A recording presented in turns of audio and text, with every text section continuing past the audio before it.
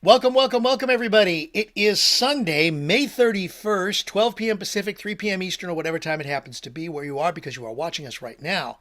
It is time for The Master's Mind. And this is a really great way to end the previous week and start the previous week. Whichever way you put it, Sunday is right there in the middle, so we get to chat about things that we believe in. And today is going to be a very interesting Master's Mind, and we're glad that you're with us. So we want participation as well. And the key thing to participation is that we go back and forth. So you can put a question that you may have, because it's kind of an ask us anything master's mind. Put the question in the meeting chat, and we'll call on you in the order in which we receive you, as well as raising your hand. And very simple to do. Put your cursor in the middle of the screen where you see my face. On the bottom, there's a button there that says raise hand. Click on that button, and we'll call on you in the order in which we receive you. Either way, let's have a very unique and interesting master's mind. And now, to get it all started, of course, the friends of our family, the guides to our group, our mentors, our GPSs to successes. Ladies and gentlemen, give it up for Terry and Robert Hollis. Craig, the hostess with the mostest, thank you so much. And I see Tom is on here. Welcome, Melody, Scott's A14, Mary, Dustin, Mark. Thank you for being on here.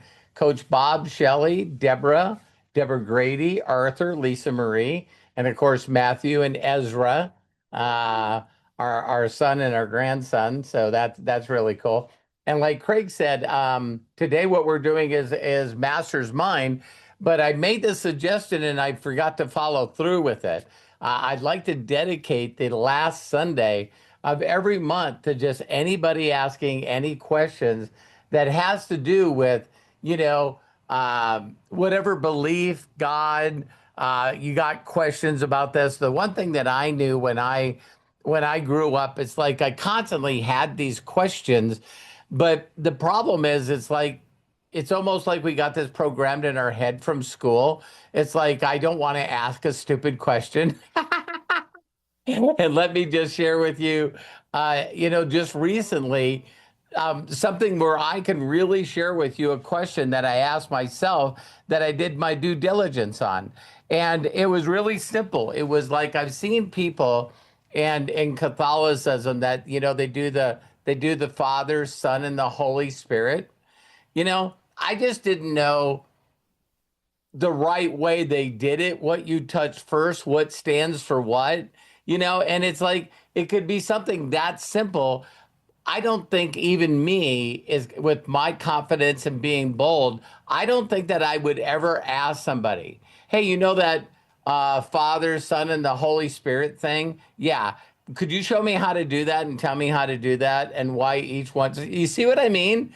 And so I think a lot of that stuff just goes through life, and you just go, well, listen, So what I'm going to do is I'm going to allow Craig. Craig asked me a message, and I want him to be able to start out first, if you guys don't mind. And I just would like him to read something and show you a graphic that I think just is really, really will pin it down to this whole topic that we're talking about today, as far as asking questions about anything. And if you don't, maybe you could share some aha moments that maybe you have figured out through your journey, that you thought one thing was one way and now it's the other. Okay. Well, Robert, thank you so much. I You bet. appreciate this. Um, Ladies and gentlemen, the thing that I came across was kind of interesting, especially as we go into discussing religion and spirituality. Deborah Bronner, I see your hand up, so you'll be coming up soon. So thank you so very, very much. But I wanted to share this image with you and read a little attachment that went with it, because honestly, it's a great way that no matter what we believe, it gives us a larger perspective of so many things. So give me a moment here while I bring up the image to share with you. And there it is. And let me read something that came with that image that really was kind of unique. And I think, Robert and I talked a little bit about it, and we discussed how this could be a really great topic of discussion, especially on a day like today.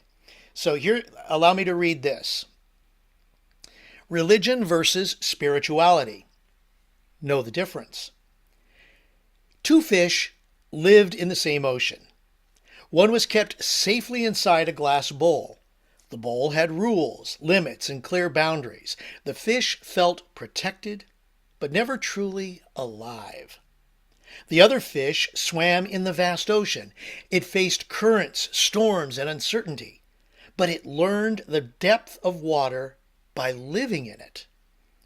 One was taught about the ocean. The other experienced the ocean. The bowl called itself safety. The ocean called itself truth.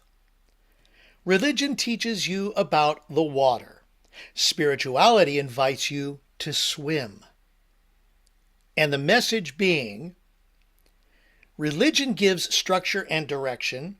Spirituality gives experience and freedom.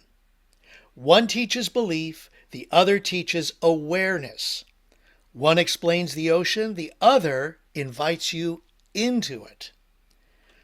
Rules can point toward truth, but only experience allows you to know it. Don't mistake the bowl for the ocean. Religion shows the path. Spirituality walks it. Respect the bowl, but remember, the ocean was never outside you. It was within you all along. So Thank you very much, Craig. That was really, really good. And as you said that, Craig, I just wanted to share with you when you read that, what feelings or thoughts were brought to you about that? Well, it was something that in fact, I even had thought about a long time ago, where religion and my beliefs come from.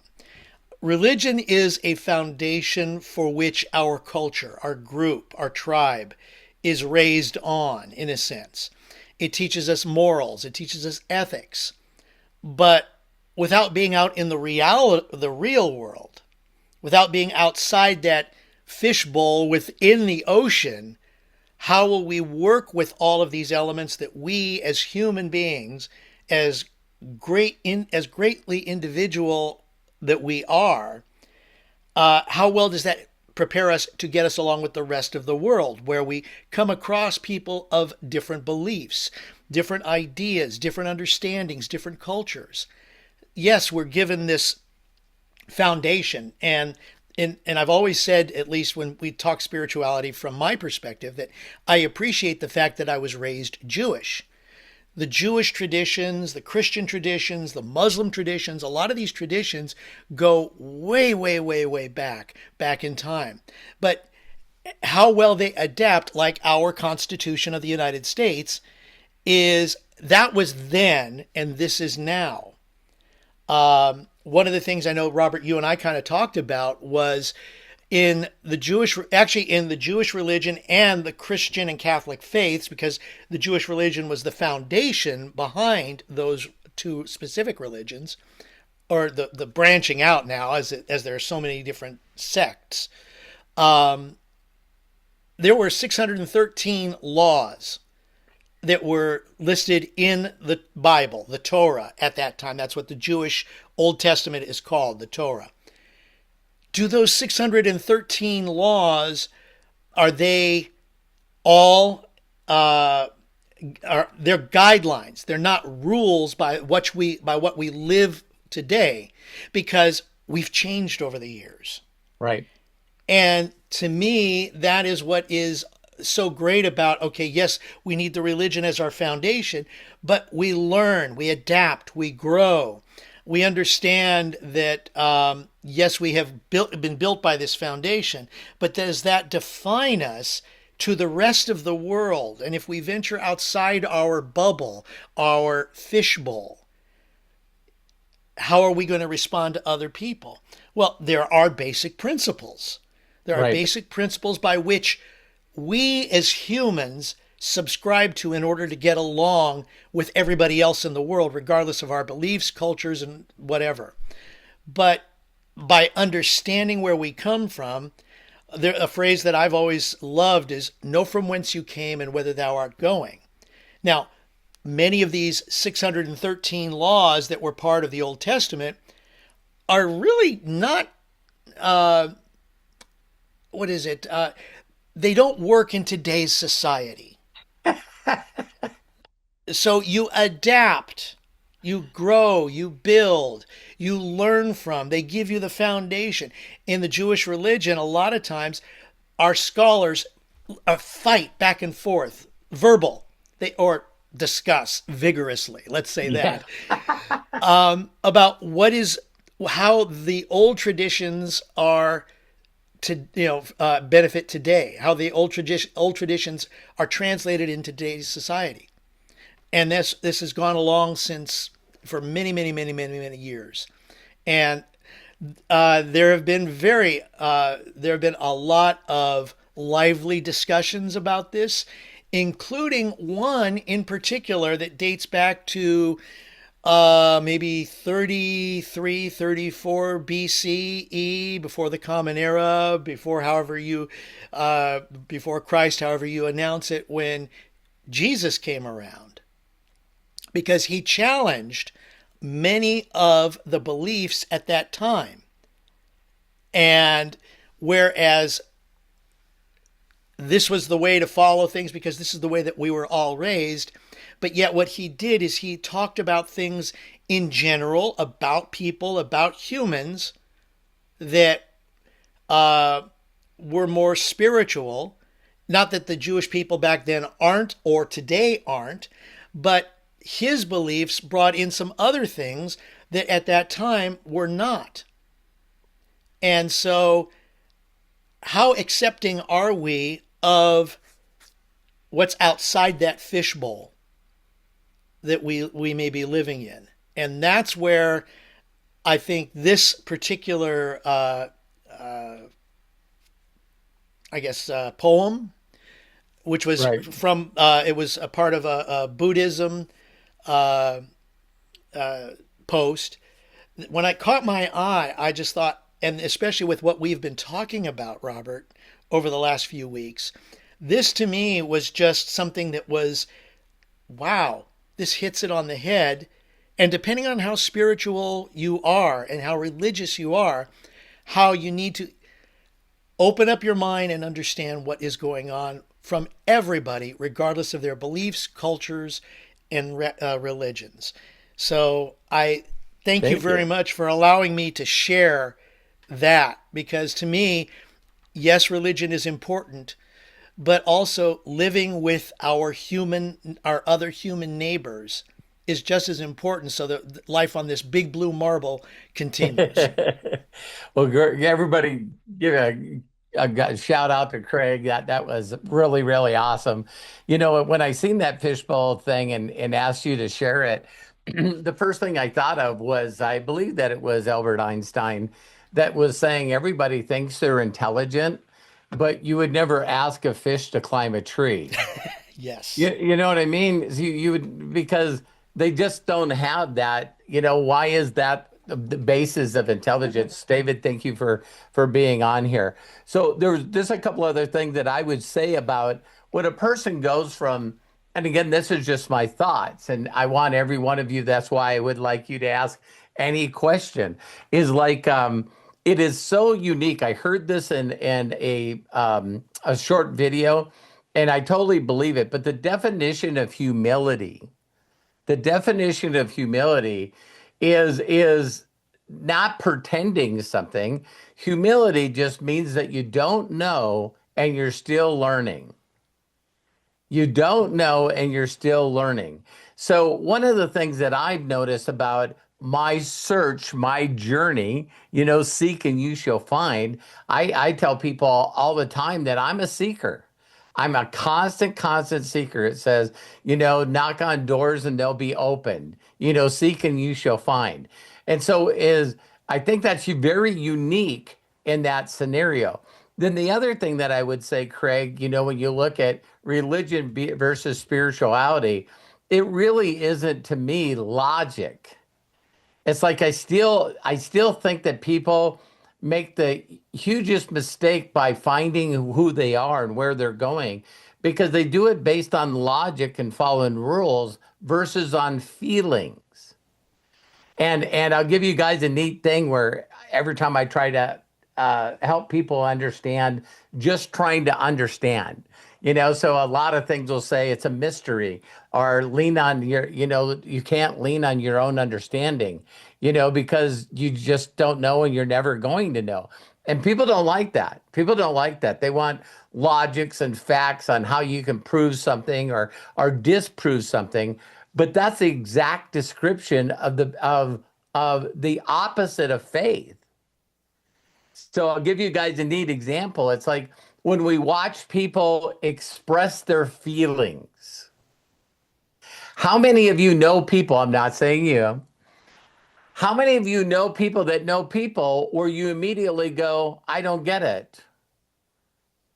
So when we see people mourn of the death of something, all right, and you see how they react, and you just go, did they ever know the person? Was it their relative? Were they married to the person? No, they don't even know them. Then what's with all the bawling? What's with all the? Isn't that a little too much mourning? It's a little performative. Yeah, for performative, she said. And I've seen this, believe it or not. For 5 years, but they're going to cry at their funeral. Yeah.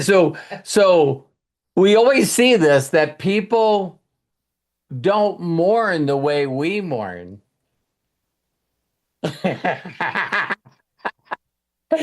So this is one of those things that we really struggle with on a logical level because none of it makes sense to us. And then you got this big division out here that I thought knew I could throw Terry into this, is that, okay, there's a large group of people that actually say that you can experience love and closeness to an animal. I mean, come on. They're just an animal. They're dumb.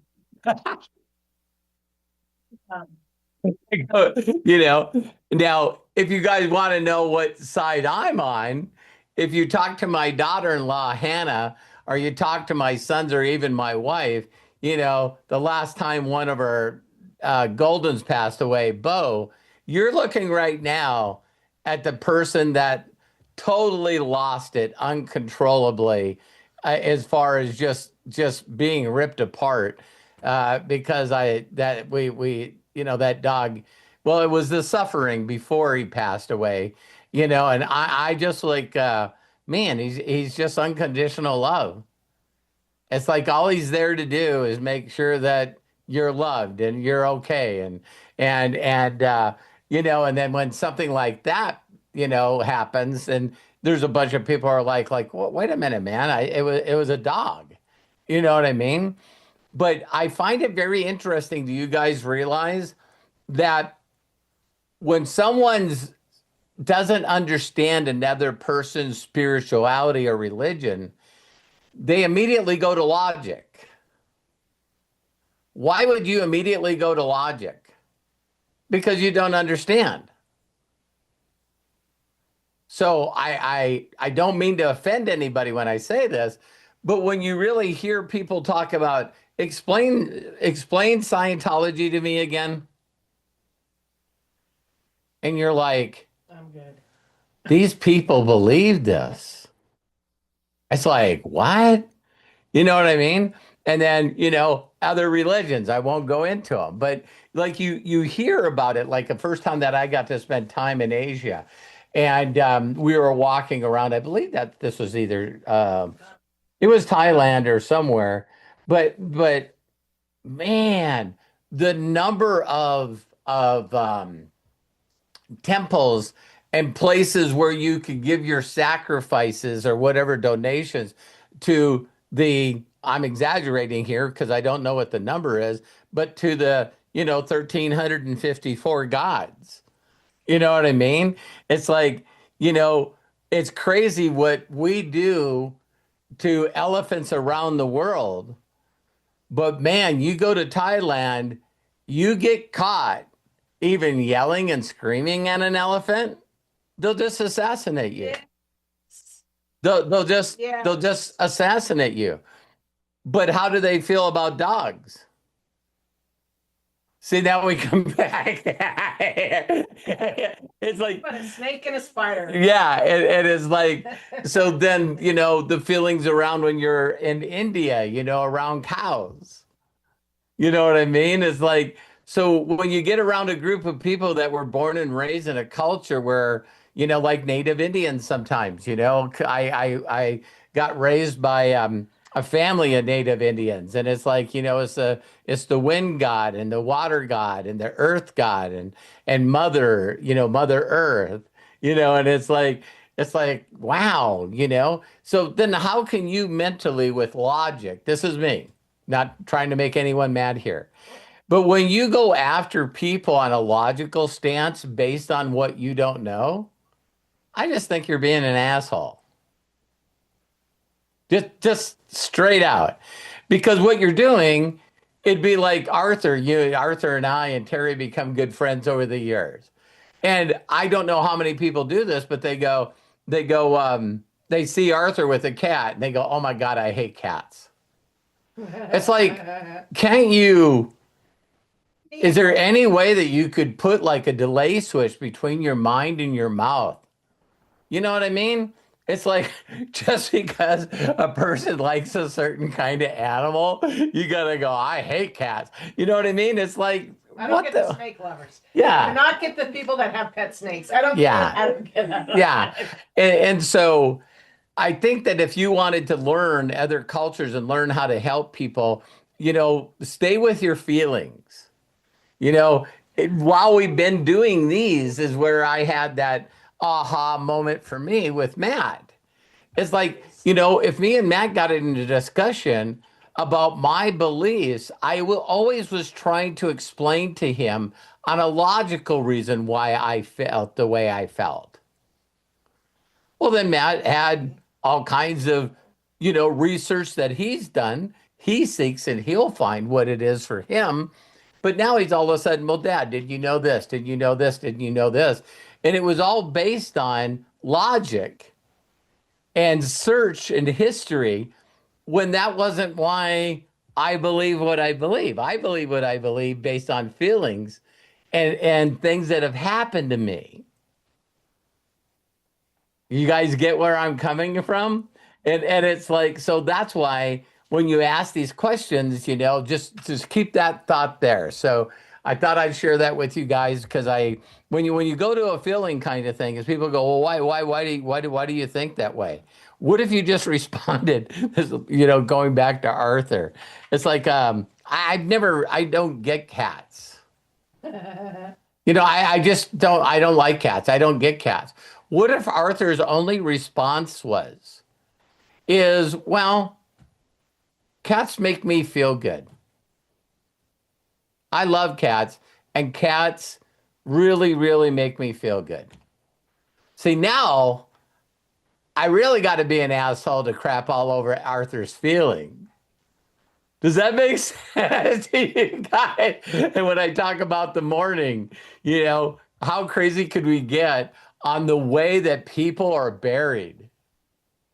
Holy, I have a friend that sent me a video because his father just died, and he lives in Trinidad. So he lives in a little village in Trinidad. And so he sent me a video and he said, "Hey, listen, I just wanted to share with you, my father passed away and we had a funeral." They had him on a couple of wooden pallets and just started the pallets on fire. Then I love it. No autopsy. Love it. None of the stuff that, we got to pay a lot of money in the United States and other countries, right? You can't do stuff yourself. There you can do stuff by yourself. And then after he's burnt, then they go down, clean up all the ashes where the where he was burned on the piece of concrete, and then they go sprinkle him in the ocean. That's it. And so how many things have we watched where, they put them on a boat and send the boat off for a while, and it's like, put them all on a thing and yeah. And Craig brought this up, from his Jewish culture. It's like, again, part of the 613 laws is, how fast they have to get the person in the ground, that the ground has to be a certain kind of ground. And it's like, it's like, listen, here's all the rules, and it's like, what? Oh, yeah. Like any of this would stop the person from going where they're going. You know what I mean? Their spirit already left their body, according to my belief, and their spirit was alive before, they were here. So now all of a sudden it's like, no, the body's no longer breathing. All right, if we don't do these things very, very, very quickly, that was a whole Curb Your Enthusiasm deal. You know what I mean? Where, he was like, where did you bury Mom? Why didn't you wait for me? Well, I buried her over here, but that's not kosher land. You can't do that, So then, of course, Curb Your Enthusiasm, he gets busted for digging up his mom because he's got to move her. But Craig, back to you. Let's ask some people's questions. Robert, thank you so much. And let's do that. Deborah Bronner has her hand up. Coming up, Deborah, hang on. But just as a reminder, if you want to share, which we want you to do, go ahead and put your cursor in the middle of the screen where you see all of these faces. On the bottom, there's a button that says raise hand. Click on that button and we'll call on you in the order in which we receive you. Or go ahead and post your question in the chat. And again, it'll be in the same sequence. So that being said, Deborah Bronner, there you go. Please unmute yourself and share with us. Happy Sunday, everyone. Hello, how are you, Deborah? Hold on, can't see. You're doing great. I can see you. I can see everything fine down here. Oh, there now I can. I'm okay. So I love being on this call on Sunday with you, Robert. And Terry, it's great to see you back beside Robert, back in Montana. And I messaged you about this question. Well, first of all, Craig, that was magnificent. I can't wait to watch a replay and hear every word you said about that post and your feelings about it. Thank you, Craig. Thank you. But anyway, what I messaged you about this morning, I have been seriously contemplating what you said about during your fast. I don't know, are you on 27 days now? Yeah, something like that. Yeah, well, what you were saying was, and all and the chosen and everything that you're researching and feeling about how Jesus really never talked about himself, and that you're studying that, and I really, really am excited to know how you're thinking of communicating without telling us stories about you, because I love when you give examples about things that help me a lot. But so have you come up with anything yet? Yeah, I really, honestly, I've been like doing a little bit notes and stuff constantly of what I'm going through as I'm doing it. The biggest clarification I can give you right now, and especially going through the 40 episodes of The Chosen too, that literally everybody in the world struggles with this thing called thinking. And it's like, again, my favorite phrase, how do you know that? And it's just, even with me fasting, it's like I'm constantly in my mind going, is this enough? If this is enough days, it just really enhances, it really enhances my sensibilities and stuff to just, what is hunger?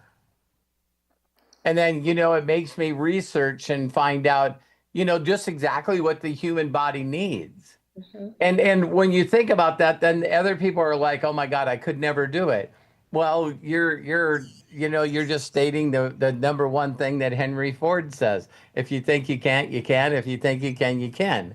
And so there's science. If people wanted to get in science, there's scientific documentation that the body can live more than 40 days without food. Wow. It's not a doubt. And then when I did more research on it, the first thing that I came up with is how many people have seen videos of small children and also adults that they get into sometimes a coma kind of phase where they don't know how to feed themselves. Right? So if they're in a coma, what are the first thing that they do? Or for a little baby, they give it a feeding tube. What's in there?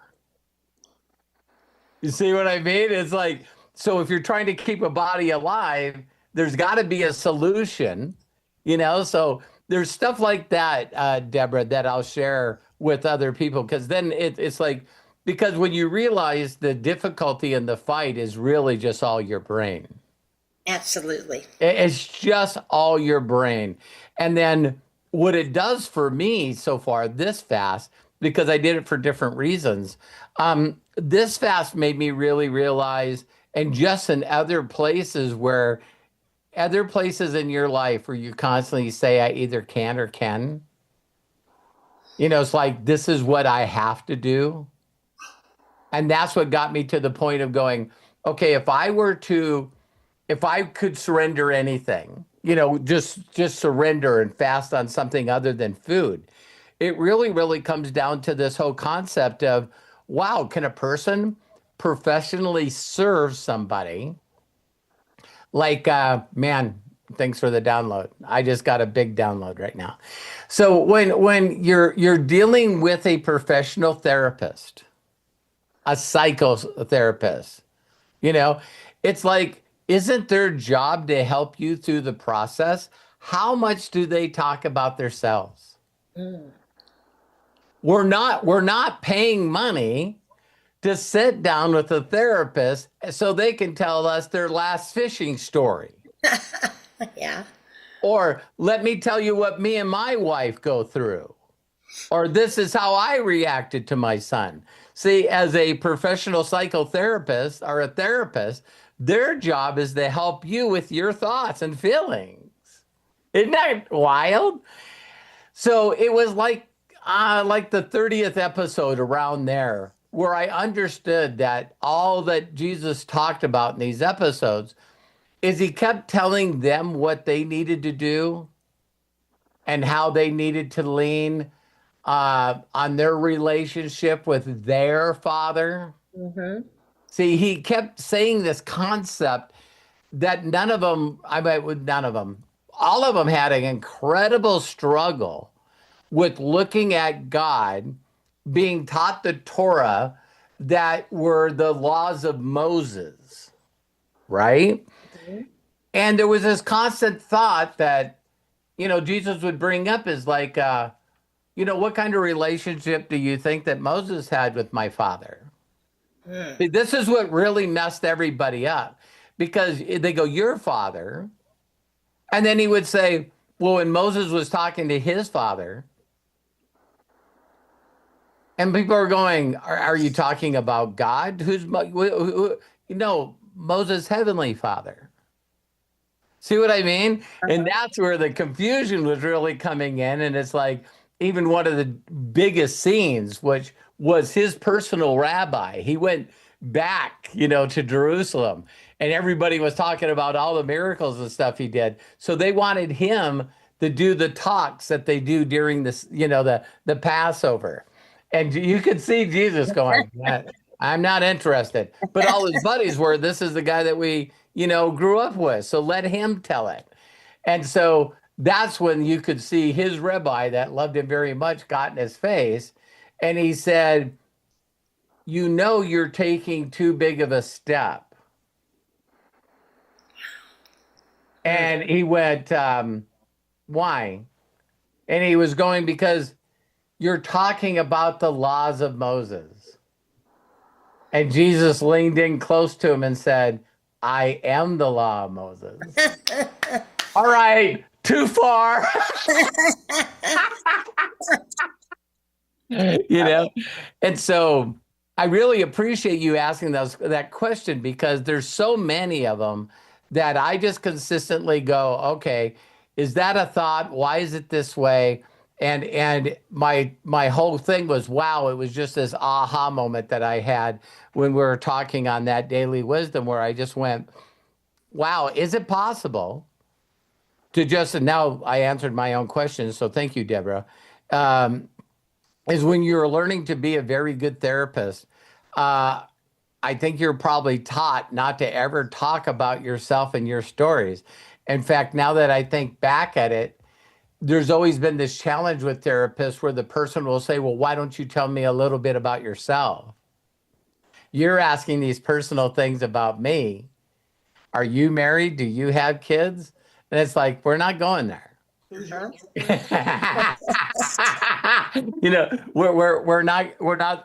not here. This is not what that's for. But it really got me to just, sort of seek in and dive a little bit about the concept of, your self-confidence, your belief in yourself, that why, if you're saying something to serve somebody, why do you feel you need to interject with your personal story? Who you are, what you've done. Yeah. Because I think I always look at that as a way to be able to relate to people. I was taught that the best communication that you can have in your life is sort of the me too's, to be very, very humble and say, I used to work at a gas station, you know what I mean? People will go, wow, well, instead of bragging about yourself, so it's like, because we've all had other jobs. Why not talk about the job that everyone could relate to? No, we got to go to the one. I'm not saying I do this, but a lot of people go, well, I used to be a master automotive technician and work for Roger Penske and his race cars. All right, so that was a really quick little sentence you can say to make you not relatable with anybody. So it's like, then you just ask yourself, why do you do that? Why do you feel the need to do that? And it's now part of my awareness, and me getting gooder at not talking about me and who I am and what I've done. That's a huge one. Yeah.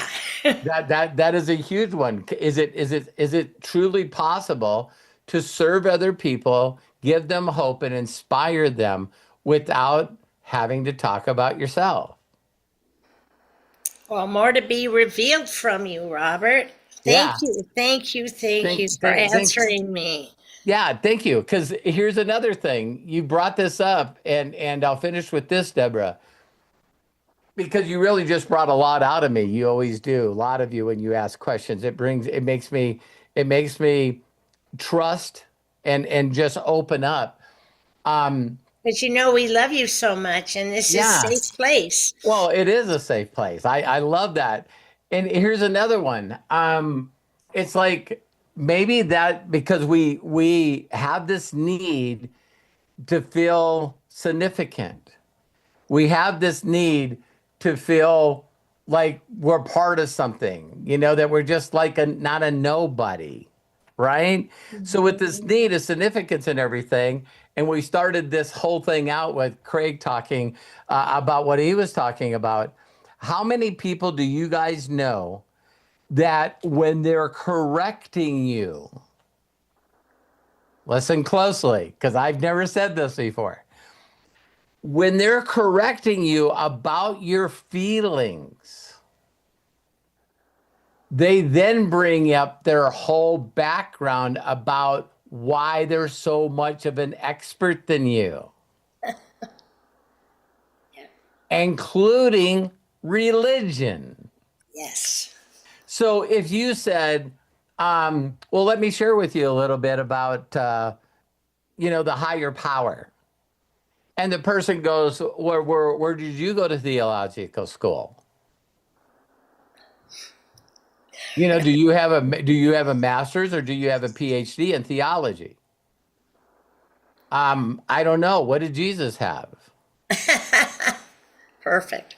Yeah, and so that's one of the things that when I watched the 40 episodes with of The Chosen, it's like wow, and I just got hit again. Yay. Why is it important for me to share with you guys that I watched all 40 episodes? Good point. Don't you think that it's more of a male thing? I hate talk. I don't ever talk about myself. I don't give two shits about me. I don't know. I think that's more of a male thing where they have to tell you everything about them. The competitive Maybe, nature. Yeah, no, I think you're onto something. It's like so I had this knowledge because I really focused and watched all the episodes of Chosen. It's like, well, Robert, if you told me something that you thought directly came from your heart that you were led to say, that's good enough for me. I don't need to. And so when I was watching the series of Chosen, it really, man, and it just because they were the ones of that day, right? But you looked at every one of the Romans were all based on their title, like military.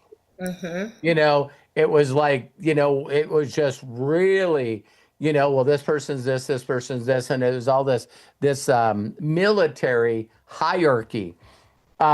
And then when you went to the Jewish side, it was all based on your lineage. For them to walk up and go, hi, oh, I heard you just got appointed. Who was your father? Oh, my father is Craig Jackman, son of William Jackman. You know what I mean? And it was amazing because as soon as they said that, it was this instant criticism. And I'm just saying it's a movie, but it was like, oh, so you basically got in because of the money that your father donates. It's like it wasn't based on, well, listen, I've done a lot of charity work and I went to this, synagogue and da da da da da. It's like, no, your father's Craig Jackman. That's why this is why I'm looking at you, right? And it was like but you could see it was all based on lineage. It was also based on like pecking order. We've seen this in a lot of cultures where it's like, hey, someone that's been around, for 50 years doing this has a little bit of more credibility than the guy that just got seated at that seat. You know what I mean? And then it also seemed that how many like our government, it just hit me where, it's not that this person's just a senator, but they also said on this a committee and this committee and this committee. It's the number of the commit. Well, I also serve on this committee and this committee and this committee. And it was just showing their hierarchy, their age, their lineage, and their power. And based on that, they expected you to listen to their opinion. Yeah. Because you would see other people raise their hands and just 100% get dismissed. It was just like, hey, I got something. Shut up. You know what? I want to quickly respond to what Terry thought it's an all man thing, or maybe mostly. My hero, Melody Riba, who always does everything every day to be the best person she can be. And what she's impressed on me lately, especially, it's not all about me, and I've realized in a lot of prayer these last 2 weeks is that when I was young and in my career, everybody knew what I did, but I find this need all of a sudden in my older years. I think it's because I don't feel as important or significant yet till I get my business off the ground. And so I find that I need to talk about me and what I've done more, and that's not okay. I've been talking to God directly about that, and I just got to shut my mouth up Well, and not yeah, do that. I wouldn't say shut your mouth. I would say, Deborah, that you just need to go, okay, so I just need to pray for the needs of other people more. Absolutely. I need to just talk about other people more and how I can serve other people Right. more, right? And so I heard this phrase years ago, and it's so, so true. And when people say this, if you really talk to people that are the best of the best, they say it too. I seen one time where a person just said, you know, the best football players on the planet will never step on an playing field. Interesting. And the guy went, "What are you talking about? There's so many incredibly gifted people that really dedicated their life, but they just didn't get the scholarships. They just didn't get they wasn't in the right area. And so now that's been said about everything. You know, the best soccer teams are not the ones we get to see on TV. And I've always heard that about the best singers. You know, it's like, wow, some of the best singers on this planet are people that will bring tears to your eye that's in some choir someplace, you know, volunteering. Or like my caregiver who sang to you the other day. Yeah. And Yeah. so why I believe in that is because they don't desire the need to have other people pat them on the back for what their gift is. Absolutely. So they'd rather just be quiet about it and just serve other people with it. Mm-hmm.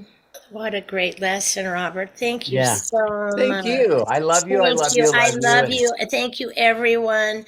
I'm sorry I look like hell today. I didn't have help cleaning up. you do. Anyway, thank you, Robert. It I was so love you. touching. I love you guys. I love everyone here. Bye-bye, Robert and I Terry, for love the your day. heart. I love your heart and I love your spirit. It Oh, doesn't. and real quick, I was feeling kind of sad because I used to fast food, and I really have a trouble doing that with my diabetes. But it's just like, well, done. Hey, there's other things to fast, and so Yeah. that's what I'm Good starting today. point.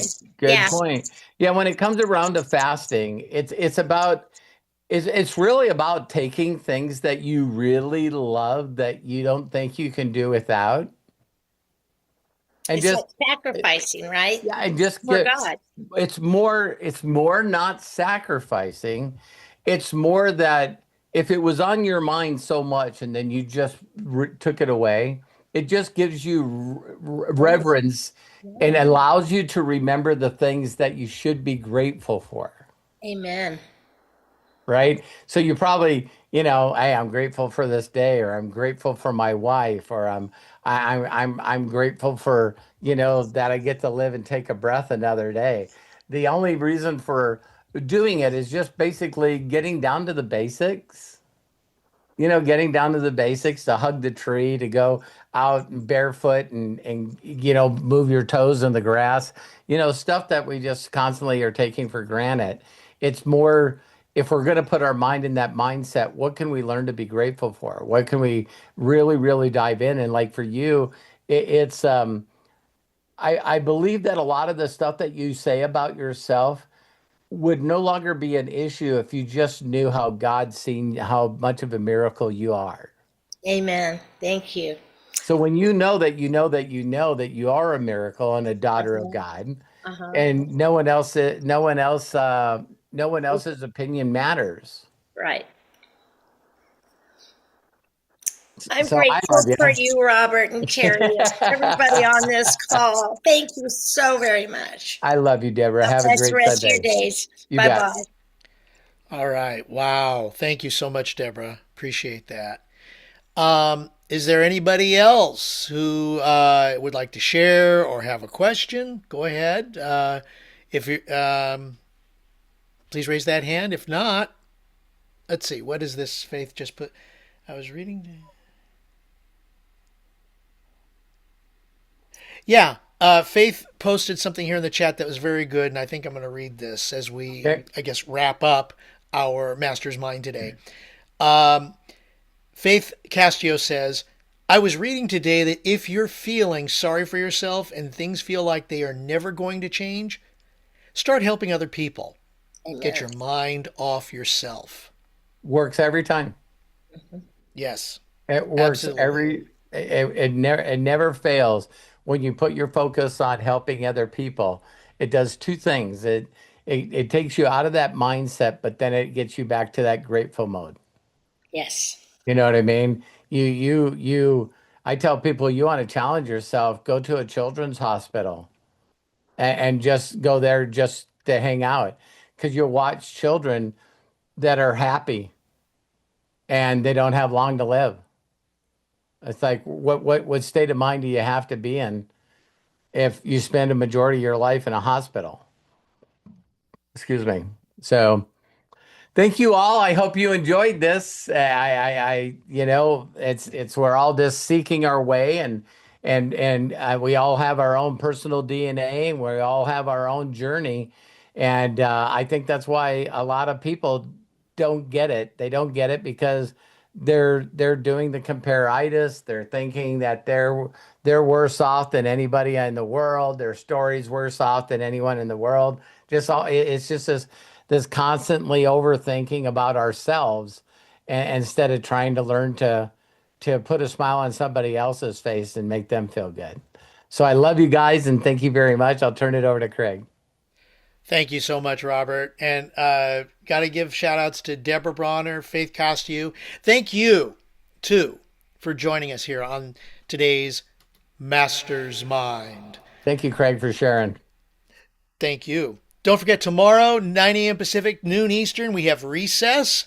Look forward to starting the week with that. That's an open forum. We just talk and talk and talk just like we're on a break or something like that. Tuesday, Wednesday, Friday, Daily Wisdom, noon Pacific, 3 Eastern. Thursday, Breakthroughs, noon Pacific, 3 Eastern. Saturday, Ask Us Anything, noon Pacific, 3 Eastern. We're right back here next Sunday with Master's Mind, noon Pacific, 3 Eastern. We love and appreciate you. There's a few things in the chat. If you want to save the chat, click the three dots in the meeting chat, then click Save Chat. It will download to your computer as we conclude. So, until next time, please be good to yourselves. Be cash. And bye for now. I'm going to go ahead and unmute so we can all say so long and have a super Sunday. Bye, guys. Thanks so much. Great, Have a great Sunday. Sunday. Love you. Melody, Mary, Dustin, Bye, Shelley, Melody. Matthew, Inez, Hey, David. Hannah, Michael, and Love Ed. you all. Thank Coach you. God Bob. bless you all. Coach Bob, Arthur. Bye. Love you guys. Bye. Take care. Love you guys. Love ya. Arthur, the cat lover. Cat lover. Hey, how can you be a cat lover? Hey, Really? Deborah. Thank Thank you, you. Tim. God Thank you, bless. TJ. Thank you.